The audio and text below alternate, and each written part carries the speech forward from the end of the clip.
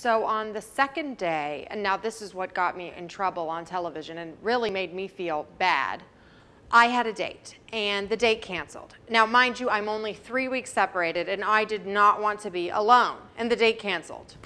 So now comes Saturday, and I had another date, and now I figured if I have to be alone, because my housekeeper goes off for the weekend, and I couldn't get to my daughter, still, the riots were escalating, and it was really bad. There were alerts on television, don't leave your house, and I had a date. And he lives about 20 minutes away in the valley, and they say, don't drive freeway. And so I said, are you coming to pick me up tonight? Because I don't want to be alone. And he said yes. So he came to pick me up. And when he got there, I said, oh my God, where are we going to go?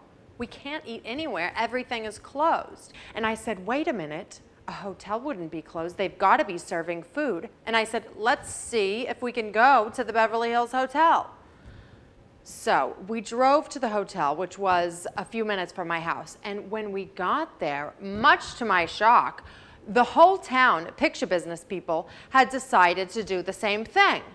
So basically what happened during the 3 or 4 days of heavy rioting, people were going to the hotel. I mean, it was mobbed. You know, and everyone was talking and trying to forget what was going on, the rioting. You know, they would talk about it until they'd exhausted the subject. It would start out terrible. You know, what is going on? And oh my God, how could this happen in California? And oh my God, what's happened to our town? And down and down and down. And there's just only so much you can say. So that was the mood at the Polo Lounge. You know, here we are, and we're still alive, and we hope there will be people alive when we come out. And I went there 3 nights till about 2 or 3 in the morning because I didn't want to be alone. And I talked to a lot of people. And now, I just want to clarify one thing. In no way do I want to give the impression that I accepted the riots in any way or could even joke about them because, I mean, I am just too interested in people. And I took this whole thing extremely seriously. So when I was interviewed on television about the closing of the Polo Lounge, I commented on how we all went there during the riots, and they say, what does the Polo Lounge remind you of? And I said, I went there 36 years for lunch. I wrote my book there. The book starts out as I drove my car to the Beverly Hills Hotel. I did everything there. People magazine interviewed me there. I did all my interviews there. Sometimes, when I was really exhausted, I would check in there for the weekend. When my daughter was little, we'd pretend we were going on vacation.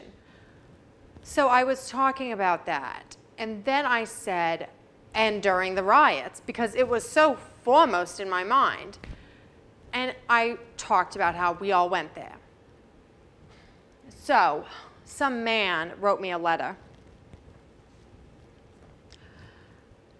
To Miss Young, you are really an asshole. You take life so lightly. I saw your interview on television. As far as I'm concerned, you are a dumb shit bimbo talking about having fun during the riots at the Polo Lounge. How stupid can you be? You're an embarrassment. I mean, oh my God. I'm reading this letter. I got it 3 weeks ago. And I said, oh my God, if only he'd left a number so I could call him and explain that in no way did I mean to be flippant about the riots on television. So he thought I was being flippant.